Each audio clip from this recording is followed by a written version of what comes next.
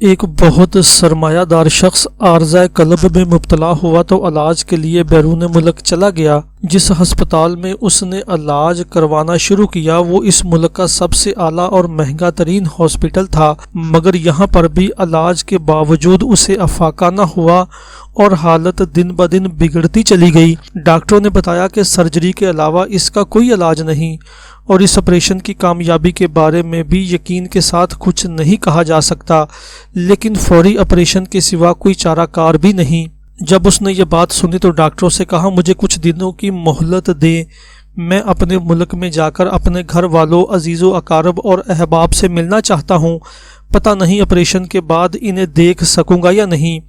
ڈاکٹروں نے اس کی خواہش کا احترام کرتے ہوئے اجازت تو دے دی، لیکن اسے بتایا کہ آپ جتنا جلدی واپس آ جائیں گے اتنا ہی آپ کے حق میں بہتر ہوگا۔ وہ اپنے ملک لوٹ آیا، یہاں اپنے گھر والوں کے ساتھ کچھ وقت گزارا، احباب سے ملا، کچھ ضروری امور نپٹائے اور سفر پر جانے کی تیاری کرنے لگا۔ سفر پر جانے سے پہلے وہ اپنے ایک دوست کے ساتھ قریبی مارکیٹ میں گیا۔ اس کا گزر ایک قصاب کی دکان کے پاس سے ہوا۔ اس نے دیکھا کہ ایک بڑھیا گوشت کے بچے کھچے ٹکڑے اور ہڈیاں اکٹھی کر رہی ہے۔ اس بڑھیا کی غربت اور ناداری دیکھ کر اس کے دل کو دھچکا سا لگا۔ اس نے عورت کو آواز دی اور نہایت احترام سے پوچھا، اماں جان، یہ آپ کیا کر رہی ہیں؟ وہ کہنے لگی، میں ایک غریب عورت ہوں اور اپنی 3 بیٹیوں کے ساتھ انتہائی تنگی اور اسرت سے زندگی گزارتی ہوں۔ کئی دن ہمیں کھانا نصیب نہیں ہوتا، گوشت تو مدتوں سے چکھا ہی نہیں۔ جب اس نے یہ بات سنی تو کہنے لگا، اماں میرے ساتھ چلیں۔ وہ اسے ساتھ لے کر اسی قصاب کی دکان پر گیا اور قصاب سے کہا، اس عورت کو جتنے گوشت کی ضرورت ہے اسے دے دو۔ عورت نے کہا، ہمارے لیے 1 کلو گوشت کافی ہوگا۔ اس نے کہا کہ اس اماں کو 2 کلو گوشت دے دو اور ہر ہفتے اسے 2 کلو گوشت دے دیا کرو۔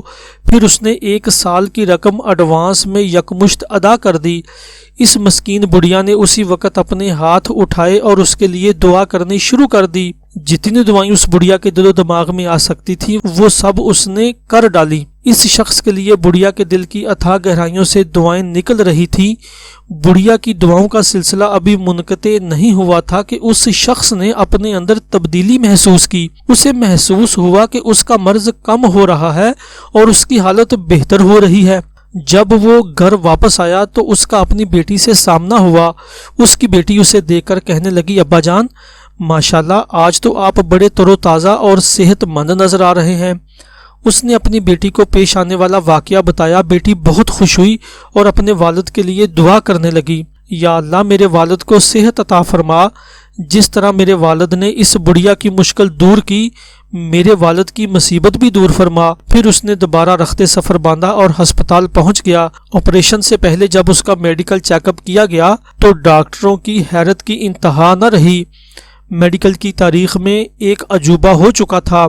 اس کا دل بالکل ٹھیک کام کر رہا تھا، اس کا مرض بالکل ختم ہو چکا تھا۔ ڈاکٹروں کی زبان پر بے شمار سوال تھے، یہ کیسے ممکن ہے؟ اس کیفیت میں مبتلا شخص بغیر آپریشن کے کیسے صحت یاب ہو گیا؟ سب کے جواب میں اس نے آسمان کی طرف نظریں اٹھائیں۔ اس کی آنکھیں آنسوؤں سے لبریز تھیں۔ وہ رقت امیز لہجے میں کہنے لگا، اس ارحم الراحمین نے مجھے شفا دی ہے۔ اللہ تعالیٰ ہر چیز پر قادر ہے۔ یہ شخص زندگی کی نسبت موت کے زیادہ قریب تھا۔ اپنے گھر والوں اور عزیز و اقارب کو الوداع کہنے آیا تھا کہ بڑھیا کا واقعہ پیش آ گیا۔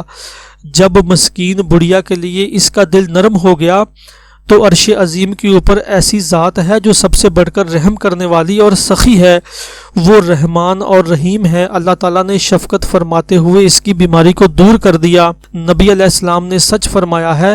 ترجمہ، آپ زمین والوں پر رحم کریں، آسمان والا آپ پر رحم کرے گا۔ فرمان باری تعالیٰ ہے۔ ترجمہ، اللہ کی رحمت احسان کرنے والوں کے قریب ہے۔ رسول اللہ صلی اللہ علیہ وسلم نے فرمایا، جو شخص چاہتا ہے کہ اس کی دعائیں قبول ہوں اور اس کے مصائب دور ہوں، اسے مصیبت زدگان کی مدد کرنی چاہیے۔